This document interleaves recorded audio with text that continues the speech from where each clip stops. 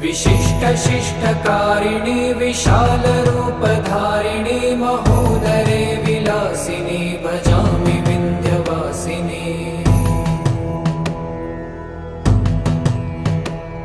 पुरन्दरादिसेवितां पुरादिवंशखण्डितं विशुद्धबुद्धिकारिणीं भजामि विन्ध्यवासिनीम्।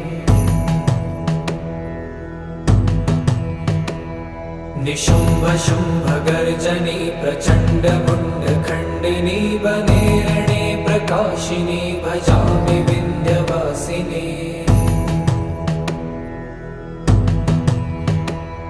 त्रिशूलमुण्डधारिणी धराविघातहारिणी गृहे गृहे निवासिनी भजामि विन्ध्यवासिनी।